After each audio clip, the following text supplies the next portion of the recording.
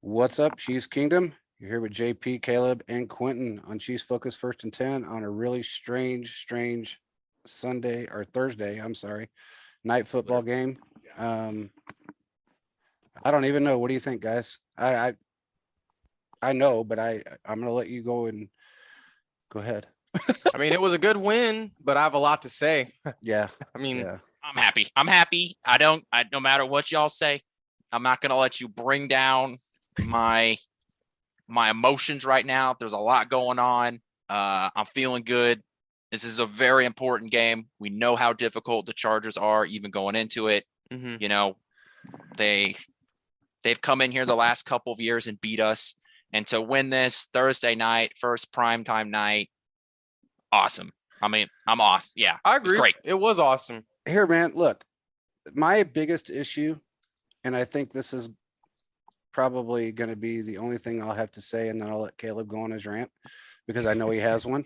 I am a little beside myself that EB is calling so many plays, especially the first half plays against a team like this. It was very obvious that he was calling the plays, and I was told that he was calling the plays, and Mahomes was frustrated. Kelsey was frustrated. Everybody was frustrated. I noticed that adjustment got made in the second half, and we noticed that Mahomes and everybody stepped up. You could tell by the different play calls in general, but there has to be some type of change when it comes to this, because if you can't figure out that, when you bring a Watson in and he outplays or is able to get open when other people can't, then you need to try him a couple of times in plays earlier in the game. It's that simple. There's no point in letting him sit. Jody Fortune sat the entire game until the end of the game, and he got one target. So that's the part that's frustrating me. I am very irritated with that. I mean, we hit 9 different receivers last week.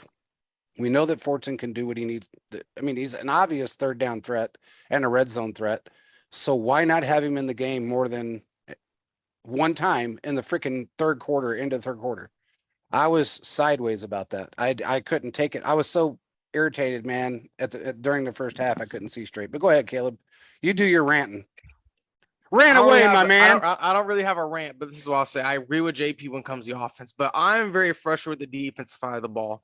I don't know how you guys feel. The defense, I think, played pretty good for the most part, but I'm not going to let the win overshadow the main issue we see from the players. Tackling. There was way too many open field tackles that should have been tackles. And it's frustrating because if the Chiefs would have gotten those tackles, it would have put them in situations as second and medium, third and medium, second and 1, third and 1. And the thing that frustrates me as a whole, and I'm probably going to, a lot of people are not going to like what I'm going to say, but I believe Spags should not be the defensive coordinator anymore. And I mean, you guys may think I'm crazy, but this is why I feel like this. The reason why, because he continues to run the same prevent defense. He continues to have guys like Fenton on guys like Mike Williams, tall receivers. I believe Fenton can play, but he does not need to guard the number 1 wide receiver. He doesn't need to guard a guy that big. I just feel like at this point, Spags is just doing what he wants, and that's fine, but his defensive issues when it comes to the depth chart mindset last year ran off some of our good players, playing older players such like a Hitchens and other guys instead of like the younger guys like a Willie Gay or a Nick Bolton play hurt this team last year. And also looking at this year, the defensive scheme just isn't it. I'm sorry. All this prevent defense they were doing. Herbert is hurt. You need to blitz him, not hurt them, but make sure he can throw the ball out of bounds. And just frustrates me as a whole is that Spags is our defensive coordinator, has won 1 Super Bowl for us and has helped us. But every year after that, the defense has slowly dropped and dropped and dropped. And I feel like Spags, with his defensive schemes and the defense not tackling, I believe personally they need to move on and get a new defense coordinator next year. That's just my opinion, and people may believe that's no reaction. But I've been feeling this for the last couple of years, and this game kind of solidified it for me. I don't know how you guys feel.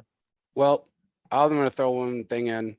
Look, I said this in our group chat that Fenton should not be guarding anybody that big.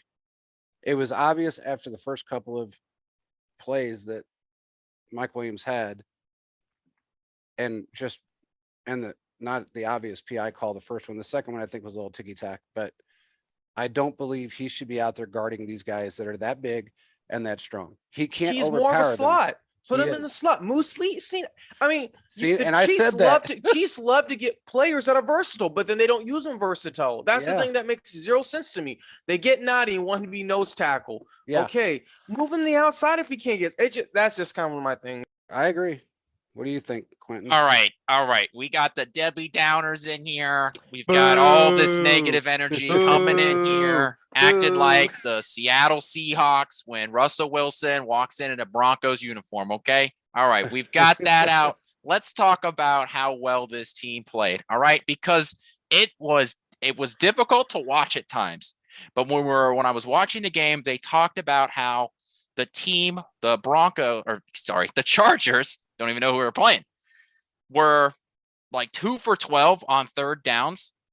And when I was watching the game, it did not feel like that. It did not feel like the Chargers were getting stuffed on third downs. And they were 5 of 16 today. 5 of 16. Now they were 4 for 4 on fourth downs, which isn't great. But to keep a high-powered offense, even without Keenan Allen, like the Chargers, 5 of 16 on third downs is amazing. And we know they were in third and short a lot. All right. This team was able to move the ball, but our defense clamped down when they needed to in this game. And I think that's really when it matters. I do have some notes here just about some people that I want to call out. I will say Willie Gay missed some tackles on Austin Eckler a few times. There was that one where he totally whiffed and Eckler got like that 20+ rack, and that burned him. There was another time where Willie Gay missed Eckler, but it didn't hurt as much because there were other guys near to be able to get the tackle. So that kind of sucks. But on the other hand, Willie Gay also was able to get make other plays throughout the game. I mean, he led the team in tackles today. He had 11 total tackles. So I just want to put this back in perspective that we beat a really good football team. Yeah, there's no doubt that, I mean, look, I am not going to take anything away from the Chargers. They have a great defense. They do have a good offense. There's no doubt about that. I don't think that they are, and even look, we're going to hear the same story, well, we didn't have Keenan Allen. Okay, well, we were missing players too. So, it is what it is, but it all boils down to this. I agree with you. It's a win. I agree that the defense did step up in the second half and played pretty well. My biggest issue is putting the right man on the right man. It's putting him in the position to win instead of position to fail. And that's what I noticed a lot of, is that they were out of sync to a degree, but then also you had guys that weren't matched up correctly. And when you do that, you're going to have problems. And that's what we had today, especially in the first half. There were adjustments made in the second half. There's no doubt, but that's just a learning curve. I'm going to give him that. You got a lot of young guys on this defense, a lot of new guys on this defense, and they're trying to get acclimated. And they just played, honestly, I would probably have to say top 3 team in the NFL, even without Keenan Allen. So I originally picked it a 33-17 game. I actually thought it was going to get there for a minute, but Herbert, and I do believe he broke his rib.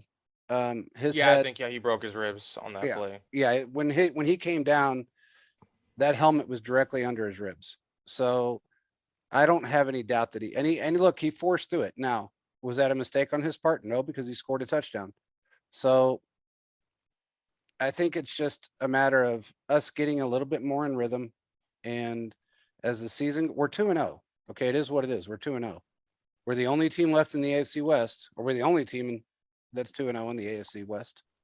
And we're still rolling, and we're going to get better. We're going to get more in sync. I think we're going to figure out who can play what position. Fenton, I was really,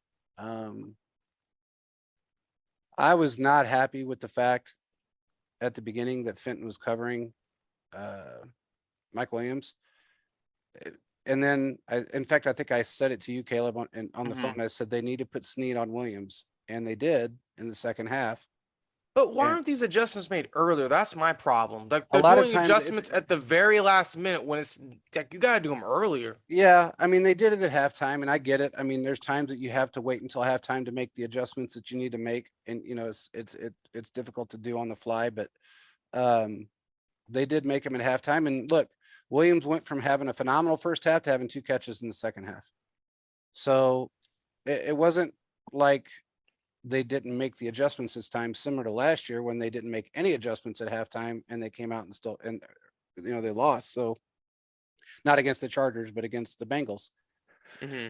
So I mean, I'm not going to sit here and rip them completely apart. There was Willie Gay did miss a couple of key tackles, but I will say this about him: Eckler is a very shifty guy. So when you're going against somebody like that and you want to do a power dive into him, you better make sure that you're close enough to be able to do that. And that's where the mistake was on Willie Gay. And I will say he did show up in times when they did need him to. Exactly. So And the Chris good Jones and the did bad too. happened. Yeah, the Chris Jones showed up. Frank Clark was, as much as he was hurting, he was putting a lot of pressures on Herbert in different ways. Karlaftis, again, put a ton of pressure on that offensive line. And they've got a good offensive line. We took out, I think, 3 or 4 of their players. Yeah, 2 offensive linemen are hurt, and then Herbert, I'm pretty sure. Yeah, has their broken center ribs. left. The center left at halftime. Like he didn't even come back, and then it was their left guard, I believe. Yeah, and I think Um, one other defensive player was out too, and I can't remember. I who mean, it was. what this is what we know about the Chargers. We know this happens with the Chargers. I Yeah, believe we had this conversation earlier in the week, JP, we did. where it's like, guys, for some reason, that Chargers organization, whether it's because they're stabbing them in the lung or they're playing in a soccer field, the Chargers players just continue to get injured. And my entire life, Chargers players are just dropping like flies Yeah. throughout the Wrong. whole season. And I don't get it. And it's not like they've had different quarterbacks, different head coaches, different systems. It doesn't matter. It's like the Raiders leading the league in penalties. The Raiders cause penalties. The Chargers get injured. That's the way football works. Yeah, Let the football gods handle it. Okay, that's just the way that it is. I agree with you. I mean, it's one of those things that you just have to realize this is week 2. So Mahomes during that game, his rating was like 113, which is pretty strong. I think it was 112.9. 235 yards, 2 touchdowns. I don't know why they called it. Did he have an actual pick? Because Who? I thought Mahomes. Because I thought No, No, that it was hit an the incomplete. ground. It hit the ground. Okay, He well, tried to. He like scooped it a little. yeah, I saw that, but the stats on TV said 2-1, and I don't think that was the case. It was 2-0. Yeah, it was 2-0. Yeah, Yeah. he does not have a. He does not have an interception. He Yeah, had 2 touchdowns. He went 24 of 35, 235 yards, 2 touchdowns. Yeah. So, and that's a low percentage for him as far as yardage is concerned because he's averages about 300 yards plus a game. But again, you've just played a very good defense, and JC Jackson played the entire game. So the Chargers fans can't say, well, because Jackson was out. That's not the case. Bosa tried really hard, and again, Bosa kind of fell short, which happens to him all the time when he plays us. And I know it's very frustrating. I don't know if he can't see past his nose. I really don't know what that problem is, but because that's a big nose. That thing's huge. But I can't get my mind off his nose now. But anyway, I don't know what it is, but he always seems to fall short with us, and it just kind of is what it is. We have now kind of solidified the fact that we know the changes we have to make. Look, when Justin, who was it that came in when Hardman got hurt? Justin Watson. Justin Watson. Offensive Watson. Yes. Watson. Yes. He came in and made a hell of a touchdown catch. I think that they see now who has the talent and who doesn't. And that's going to make a huge difference moving forward of who shows up in the first half more often and who their matchups are going to be. Because Jody Fortson is a matchup nightmare. I don't know why we didn't see him the entire game. Yeah, I- they try to use him in the red zone, I know, but that It- play didn't work. Mahomes should throw the ball higher on that pass. Yeah, definitely, because he could go up so high to get it, so. the perfect Jody Fortson stat line is 1 catch, 1 yard, 1 touchdown. Yeah. And I came so close to seeing that again because we were on the 1 yard line and the ball was thrown to Jody Fortson and he just, it's too tight coverage. I have some other thoughts here on the game. Creed had some really good run blocking going on in the game. There was that first drive. He had that amazing kick out block where he totally faked out the linebacker and then ran parallel to the line of scrimmage and knocked out, I believe, I don't remember if it was a safety or a corner, but it just opened up the side for Clyde. And then, but man, did the pass rush get after Mahomes today? I don't have the rush percentage in front of me, but they weren't blitzing him a whole lot. They were just sending 4. And he got hit 4 times, hurried 6 times, and sacked once. And there always seemed to be somebody in his face. And so this offensive line really seemed to get their butt kicked today. Now that's just a pretty good, strong defensive line and a linebacker group, though. I mean, yeah, they did. Orlando Brown got thrown around quite a few times, though. But he was okay. I have to say this really quick because I noticed that we got called a few times for holding. I watched Dana get held, and it was like you're staring at the TV and you can see his shoulder, his jersey up in the air for like 35 seconds. There's absolutely no way that no one on that referee crew didn't see that hold. That was blatant, but they didn't call it. And there was another one on Frank Clark that they didn't call. There was another one on Chris Jones they didn't call. They were all blatant holds, but they were calling us for these ticky-tack holds, and it was very frustrating. I think that referee crew is a little more what's the word I want to use? I'll say strict, but it's really not even strict. It's the NFL said, look, especially on these pass plays or PI calls, they said, if they're fighting back and forth, let them fight back and forth. Don't call don't call them as much. These guys were calling them no matter what. I hate when a offense benefits from an underthrown ball. Yeah. I despise that pass interference call. That's probably the worst penalty called in the NFL is when the ball is clearly underthrown and the wide receiver, the corner is running with him, and it generally happens on go routes or fades. And the corner hasn't turned around for the ball yet. The wide receiver tries to jump and stop to catch the ball. Corner runs into him, and the ball ends up hitting the corner like in square in the back. That you shouldn't be able to call that a pass interference because that ball was never going to be caught. And it just sucks to see, even when the Chiefs benefit from it, I don't like it. I think that's bad for the sport. It's like if if a ball's being thrown out of bounds and you call a pass interference call, or a ball is 10 yards over the guy and you call pass interference. It's like that ball was not, you got to let the guys play, but especially when the ball is underthrown because the quarterback and the offense is benefiting from a bad play. And I don't like that. I agree. But there, last year I noticed in years past, and I know Caleb has noticed this too. You'll see a holding call or a pass interference call on the right hash mark when the ball was on the left hash mark. And it's like, okay, you got a guy that rolls to the left, throws the ball to the left, no matter where it's at, but usually it's downfield. And then 15 yards up and on the right-hand side, you have a pass interference call. That's the part that frustrates me. I think that's even worse than an underthrown ball because if the ball was not intended for that player, it's obvious that it wasn't intended for that player. It didn't go to that direction. It was 15 yards up. You could tell that it was a deep pass or going to be a deep pass. Why would you call pass interference on the opposite side of the field, 15 yards up and 30 yards away from the play. The problem doesn't is make that sense. the NFL doesn't want refs to be making decisions. They want them to be robots in a sense and just make calls as they see them and having no nuance involved in it. Especially now with gambling becoming a bigger That's part of true. the NFL. Yeah. They don't want the refs to be making human decisions and to try and keep. But the problem is that it's such a fast-paced game. It's unlike any other sport because it's so everything happens bang bang that you can't not take the human element out of it.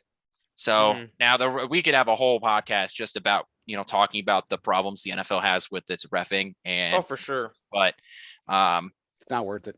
it's been going on for too long. that sounds like an off-season conversation to have, and we've had them in the off season, but they just never they changed some things, but then some referees don't abide by the rules. I mean, but it is what it is. It's not gonna change. So that part of it you really can't fix.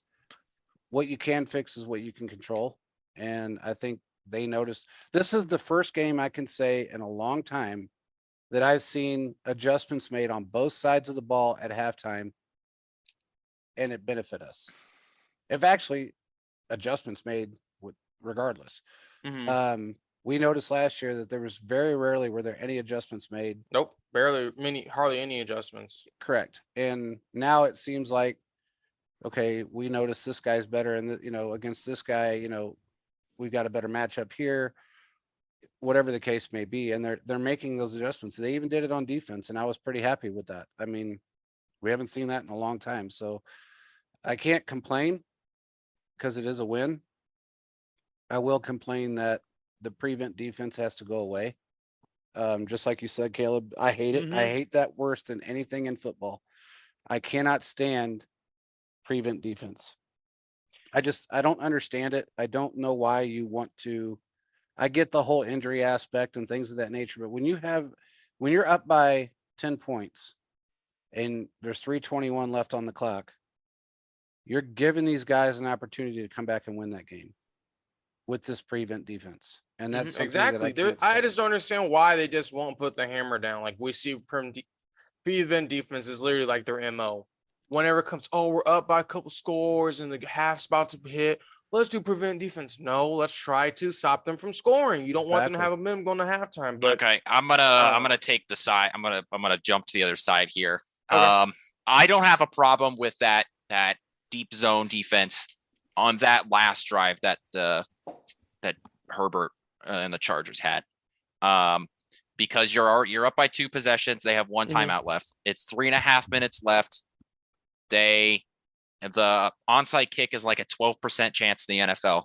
And what you're trying to do is you're trying to just make sure that 1, they stay in bounds, and 2, you don't give up you make sure that even if you give up the big play, you're forcing them to use time, because time has now become an extra defender at this point in the game. So you're really just wanting to bleed clock, especially because they don't have very many timeouts left to use. If they had all 3 timeouts, we'd be having a different conversation here, but they didn't. Okay. So by playing that prevent defense, you're keeping the stuff in front of you. And by the time they scored that touchdown, there was a minute left? 1:16. Like something small. Yeah. So then by then they score the touchdown. You have an 88% chance of winning because of getting the onside kick, guaranteeing your win, because then you just knee it down. But even if they get the onside kick, they have 1 timeout, less than a minute to try and get a field goal.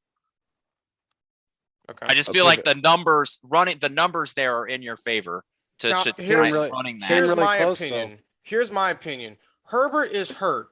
He can't throw well. Blitz him, make him throw out of bounds. That's what all I'm saying is there. Throwing out of bounds though, that stops the clock. Okay, well, it's going to take it down off the clock, though. Yeah, but if you take it down, he wasn't able to throw. So and I agree with Caleb on this, if this guy is injured, he's not nearly as mobile right now because he can't really run with his ribs the way they are.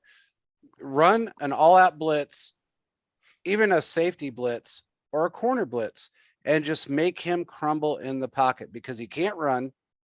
Keep him from throwing the ball. That's all you really have to do. And they could have done that on 4 different downs, but they didn't do that. And if we kept him at 4th and 10, guarantee they weren't going to go for it. I mean, Staley is one of those guys that goes after every 4th down for the most part. And there was 2 or 3 times today that he didn't go for it. So I'm with Caleb on that one, that they should have just all out blitzed him and said, look, he's hurt. He can't run. Let's keep him, in the backfield, and let's just move forward and move on. I think that would have been probably the best option for them. And honestly, looking at that onside kick, we about lost it because it Yeah. was so.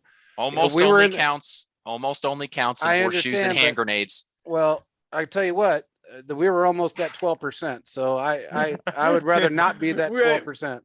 They're But at then even 12.1. still, they get the ball back. They have 1 timeout, a minute left. They have to go and kick a field goal Well, dude, they to were tie on it, the, just to tie it. They don't yeah, but even they have would have to. they would have got it on the 48-yard line. I mean, that's not a long ways for Herbert to go. You seen he threw a 24-yard dart directly into the end zone. So If we were talking about, I've got my issues with Spags. I mean, I've got my issues even with Andy Reid and some of the play calling, but I'm a fan. That's my job. My job is to be critical of every decision made, because fan is short for fanatic. Mhm. There though, I'm not going to. I don't have that really big of an issue of running a defense to try and keep the ball in front of you.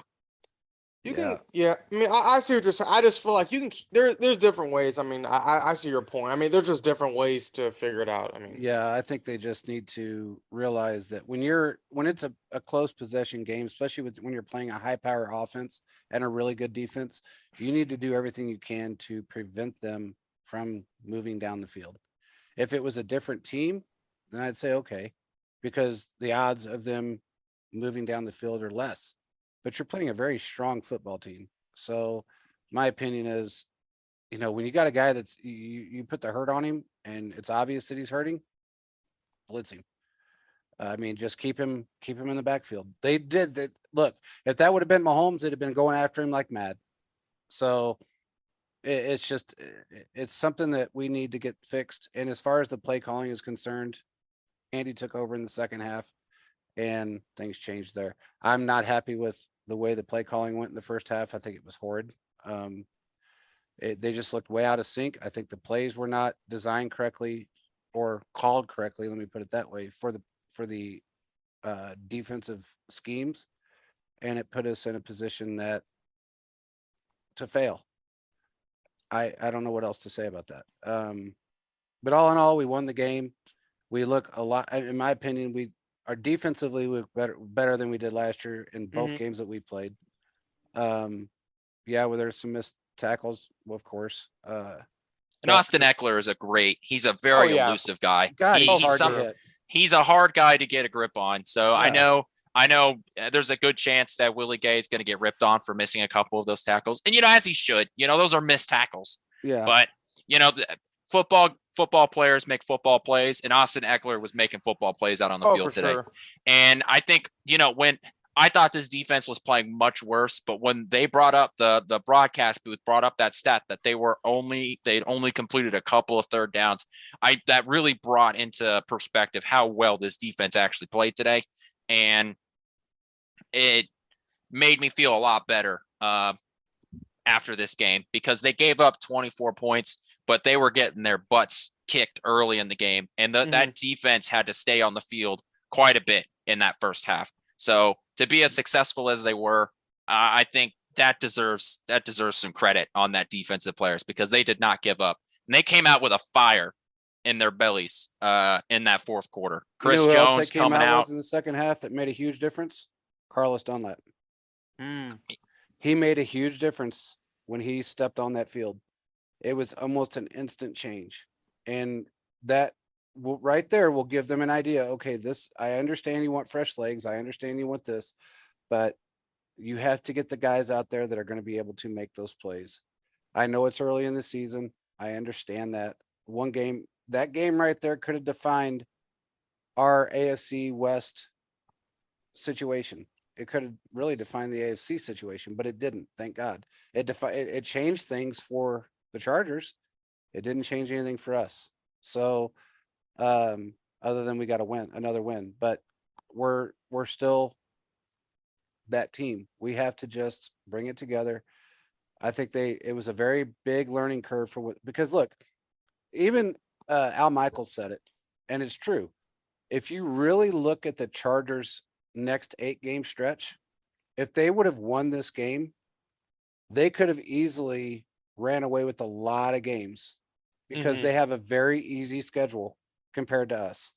We have a lot harder schedule than the Chargers do in the next 8 games. So I'm just glad we won it because regardless, we still have a tough schedule ahead of us and the Chargers don't. So they're almost guaranteed a bunch of those wins unless Herbert's really hurt bad. And, which I don't wish any ill will on the guy. I don't. I Oh, think for he's a sure. We great no one wishes quarterback, that. and I think he's got immense talent. I think he's probably, in my opinion, I think he's actually probably better than a lot of the guys that may be unpopular opinion, but I think he's better than Lamar Jackson. I think he's in a lot of ways better than Josh Allen. I think he's just a good quarterback. He's got poise in the pocket. He's got a great arm. He knows where to put the ball. He's got great vision, and he doesn't get rattled as quickly as you guys notice. He doesn't get rattled as quickly as a Josh Allen does. If you put pressure on Josh Allen, he's throwing errant balls all over the place. Herbert doesn't do that. I mean, he just doesn't. We talked about it before, and talking about the curses. They always said that Arrowhead had on him. I think the curse is actually on the Chargers because no matter who you got out there, they just seem to lose. And it was a divisional game that always makes it tougher, especially in our division. I don't know why, but it does. And we were missing a couple of key players on defense. You could definitely see the difference between McDuffie and the other, what's his name?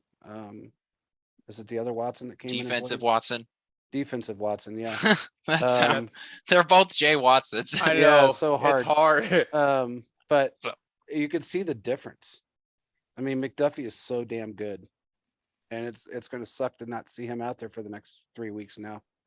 It was 4, but this week's over. So I think doesn't he have to be on there a minimum of 4 weeks? it was 3. I don't It's know. 4. It is He 4 has now. to. Yes, he has to be on for at minimum 4 weeks, and then he could come off. Well, last year it was 3 because Willie Gay, when he went on IR, it was 3. It was 3 weeks minimum, but they must have changed the rule in the CBA. They've sort of adjusted some of these rules because they changed them for COVID. And so they're sort of transitioning back into some of the pre-COVID stuff and keeping some of the COVID rules, like the expanded practice squad. So we're still sort of in that middle frame of where the NFL is trying to come up. And I think also because of the expanded season, I think they realize, that the IR needs to be sort of a short stint. Yeah, that makes sense. That's fair. That I don't know that for a fact, but to me that makes sense. That we got a couple guys that are on season-ending IR. So yeah, well, and that basically allows your team to keep dibs on them, and they aren't taking up a roster spot. Yeah. The one thing I will say is that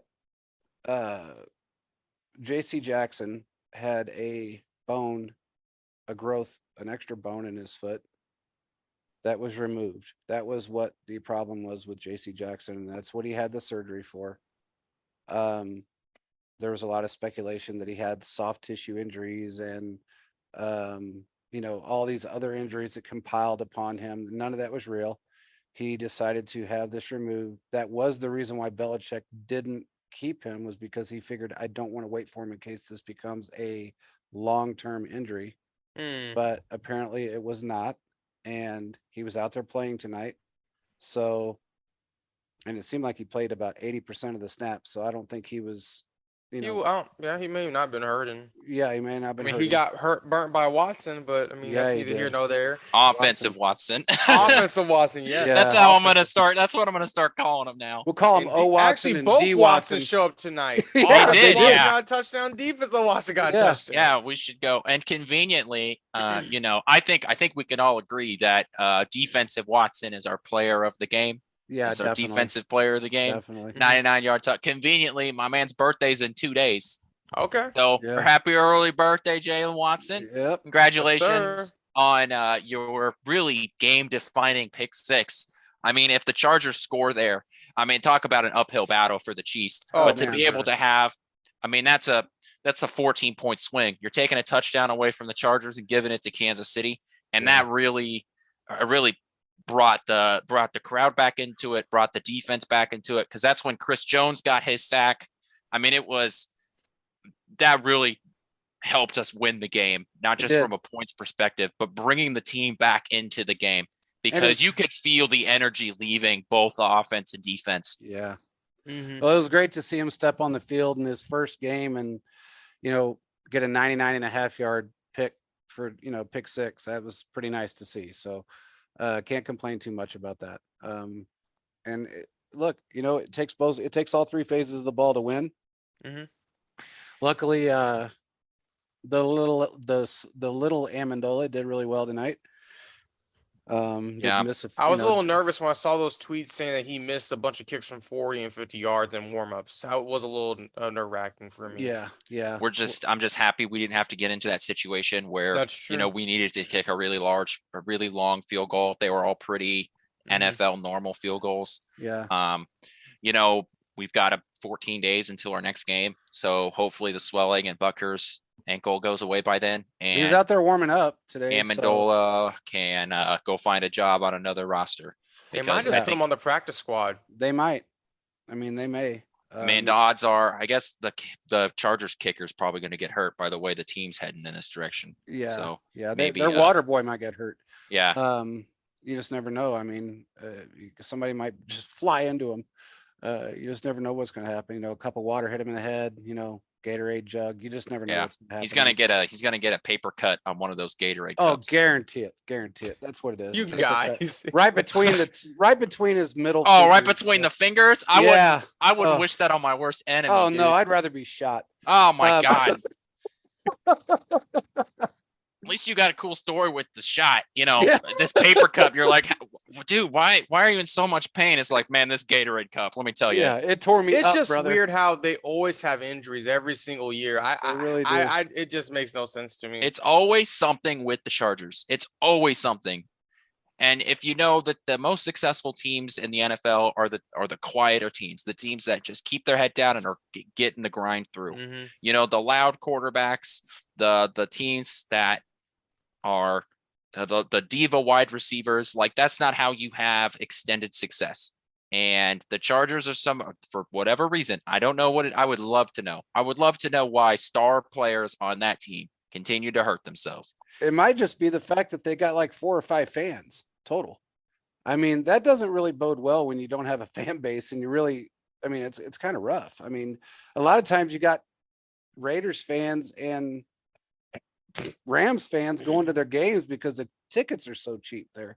But they don't really they don't have a fan base. It's kind of like that when we beat the 49ers in the Super Bowl and their plane landed and there was 6 people standing there and they were all related. It was terrible. It was just somebody's family showed up and nobody else did. So I don't know. And I think what it comes down to is it's their training staff has not been the best for the last 2 years. No. I'm not for sure why, but that has to be a big reason why they just not have been able to figure it out. Yeah. I just hope that I don't want to see the Raiders or the Broncos move up in any way. So I would rather it be the Chargers that have the better chance of getting to the playoffs versus either one of them.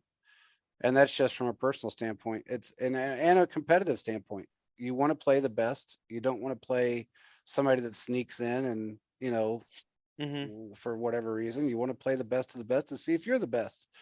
So I just feel that way. But, and I think I've lost a little bit of, I'd never really had a whole bunch of thought, like love for Russell Wilson, but this whole diva thing that he's got going on with, I got to Let's have my own ride. office and I got to Broncos country.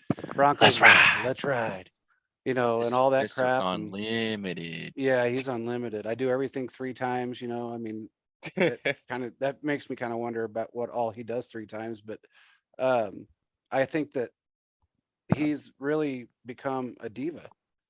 I got to have my own office. I got to have my own personal people there every single day. and you're going to pay for it. It's all this stuff that he demanded from Denver, and they just handed it to him like he was, you know, a king of something. The power of a franchise quarterback when you have a new coaching staff and you have new owners. Yeah. Mhm. Yeah. And when you haven't had a franchise quarterback there since Peyton Manning, and you are currently 13-0 against the Mhm. Kansas City Chiefs since Peyton Manning left. Yeah. I would like to transition into the offensive player of the game, which I think we all agree on. I'm not sure. Personally, I have Clyde. Same. My guy had the most rushing yards, including that 52-yard rush, with the 15 yards of the face mask added on to the end of that. He totaled 74 rushing yards. He had 4 receptions for 44 yards. So he had the 118 Yeah. of total offense for the Chiefs today. Nobody even came close to that. Travis Kelce had 51 yards today, so he more than doubled Travis Kelce's total yardage. So Clyde came in, and there was some times where he was hitting the holes, and man, it was like Moses had parted the Red Sea, because you could just see Mhm. the hole, and he was leading people through it. Yeah. I I mean, thought it he was was gonna score on that beautiful. one play, but he was holding on to the ball because, like, He- I'm not fumbling. No, that It I'm was was a so very funny. smart play. That was a very smart play on his part to go down. He slid down for a reason. You slide down because you're running that clock down, and you want to run the clock down. That's why he could have scored. He could have gotten another 10 yards out of that, but or scored. But he decided that, let's slide down and run that clock down. And that was a very smart play on Clyde. So I give him the offensive player of the game. And I think we need a notable special teams player of the game, and I want to give that to Noah Gray for ending the game. Yeah, thank Yeah, God. Just got that. for Yep. just for seeing the ball scored out, and Yeah, that 12% that went to 88% Yeah, real quick. Quentin. Yeah. So my dude, 12.1. Yeah. he saw that ball that just kind of squirted out and jumped on it, and he also put 2 hands on it and was like, "This ball is not getting away from me." So yeah. You can say what you want about the kid, but I think he's grown so much since last year. And you could tell he's really stepped up. They had Kelsey triple covered the entire game. The couple times that they didn't, of course, he grabbed the ball, but they were on top of him. They did not want another 191-yard game Mhm. out of him. It's just that simple. So he could have, they did look a little out of sync. But other than that, I think it was a strong win, given the fact of who he played and a divisional game, missing a couple of players. Everybody knew. I'm not complaining. We still look like a very, very worthy Super Bowl football team right now. So yeah, the only other thing that I really wanted to talk about was that first Patrick Mahomes touchdown. Somehow, watch Yes. football for a while. play. Somehow Patrick Mahomes does this thing that I think all Chiefs fans can relate to. You're watching the television, as one does, and pressure will come around Mahomes. He's standing in the pocket, and then you just sort of lose sight of him between all of the big bodies, and you're screaming at your TV, "No, no, no, oh my God, no." And then he squirts out from the pocket, and he has more guys running after him, and you're like, please don't get tackled. No one touch Mahomes. And he throws the ball, and it's a touchdown. And it just happens. It happens every week. Every Yep. week. And I should learn my lesson by now. I have it. Yeah. Every time, every week, it blows my mind, and I'm happy. I'm happy I get to continue to experience it, because we just can't forget how amazing Patrick Mahomes is and what he can do. We cannot keep watching this guy play football for the next 15 years and be like, "Oh, that's just what Patrick Mahomes does." No, we can't do that. We have to make sure we see how amazing it is. When that touchdown was thrown, I wrote down, put some milk on that Patrick Mahomes Magic Crunch, because that was just amazing. Just watching him do that. That's what it is. He's the best quarterback in the league. and I don't care what anybody else says. Yeah, there's nobody better than him. I mean, that he threw a slider. I don't He think did. anybody. It He was a did. slider. I mean, What a With a football. football. Yeah. What a football. what a football. I mean, the guy throws a curveball with a football. He throws a slider with a football. I think he's even thrown a couple sinkers. And fastballs. And Yep. oh yeah, the fastball's a fastball. I mean, God, can you imagine if you could throw a football 62 to 68 miles an hour? How fast can you throw a baseball? Because I know how fast I threw a baseball, and I don't know that I could ever put that much zip on a football. But I play Madden, so yeah, I mean, man, I could see him easily throwing every single pitch or fastball being 99 to 100 miles an hour. Because I threw 96, 97 miles an hour with a baseball. I don't know how I could ever, I don't know what I could ever do with a football, but I don't think I'd ever get to that kind of speed. And definitely, I don't know if my hands are big enough. I don't know what it is, but I used to throw a great football, but nothing like that. I mean, that guy he's a robot. He's just a robot. He knows what he's doing. He really does. I mean, when I saw that pass, I was like, oh my, actually, it reminded me of that touchdown he had to Marcus Robinson Yeah. Thursday night 3 years ago when they Yep. lost, whenever Rivers was there, Yeah. came to Arrowhead. And it reminded me, though, I think it's the same side of the field, a similar play, Yeah. but this time he got the slider. So, I mean, it was pretty awesome to see Yeah. that happen. So, He's got so much talent in that one arm that most people don't have in their entire body. It's just insane. And there was another play he made where he stepped up, stepped back, made two defenders miss, and he threw another first down pass. And I think it was to Kelsey. And I was watching, I'm thinking, okay, he's going down. He made a complete circle, stepped right back up into the center of the pocket and drilled Kelsey for a first down. And I'm like, okay, this guy, he's just otherworldly. There's just no He can other way play. of saying it. Yeah. So with that being said, for everybody out there that's the haters, we played with rookies. We played with brand new guys, with the exception of Kelsey and Hardman, and we still beat a perennial football team. And we took out four of their players. So yeah, I'd say we did our job for today. So anything else? I have just one more thing. I think this is something that I want to try and track for the season. So last week the Chargers blitzed Patrick Mahomes 54% of the time. Yeah. Today the Chargers blitzed him 13 of 36 dropbacks, so 36% of the time. He was 8 of 13 with 103 yards and a touchdown when he got bad. blitzed. Yeah. So not bad. Most teams got the memo. Arizona did not. So Like, we're gonna reinvent the wheel. yeah, we're gonna make sure we blitz him no matter what people say and no matter what he's done when he gets blitzed.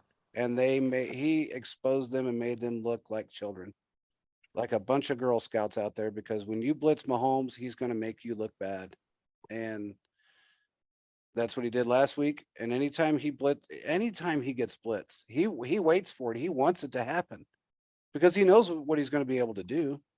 So go ahead, hit me, knock me down, whatever you want to do. But I guarantee you I'm going to get that first down or touchdown. So yeah, keep on blitzing. Anybody out there that's listening, go ahead and blitz away.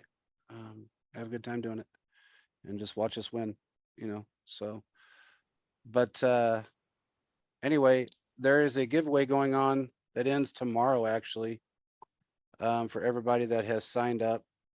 It's it's an Alex Smith signed jersey and a mystery gift. So, hopefully whoever listens to the show, get your follow everything and get your entries in. Cause I think it ends tomorrow night at 7 p.m. Central Time, or maybe 9 p.m. Central Time. I'm sorry. So, get your entries in and make sure you give everybody a follow. We got some good stuff coming. And with that being said, I don't know if you guys got anything else. We can wrap this one up. Good win, 2-0, leading the division. Yeah, I mean, just a really fun game, great game. I've got some stuff that I want to look a little bit deeper into, and I'll write my post game article that'll come out tomorrow. And yeah, there's definitely some stuff I want to look into before I finish writing that up. and follow me on Twitter because I repost all these podcasts and all the articles. And let's next what if we got 14 days until another Chiefs game. Mhm. Yep. So Well, enjoy this one. We'll have a couple of more podcasts between now and then, but we'll actually have 3 more.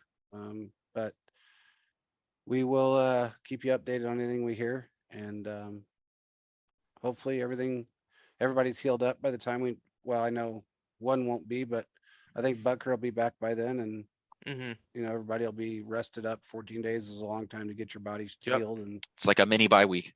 exactly. Basically. Yeah. So, by the way, this was the first Amazon Prime game, which is pretty awesome. Just wanted to throw that out there. They picked us, which I think is really cool, and saw Bezos in the stands with Goodell.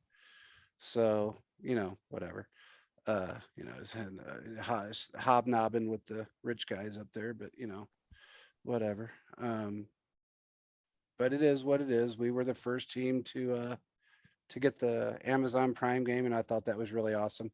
And by the way, before we get off here, anybody that doesn't get Amazon Prime, my suggestion would be, if it's your team or you want to watch a game on Amazon Prime, sign up the day before, because they give you a 7-day free trial.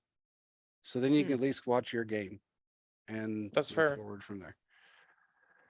And they actually put out instructions on how to mirror it to your television, because a lot of people are having issues with downloading the app for some reason. So It was on local TV here, but yeah, for all the people out of market, out yeah, of market, yeah, makes and sense. we have a lot of people out of market that listen to this show, so figured I'd put that out there. So anyway, with that being said, great win, 2-0.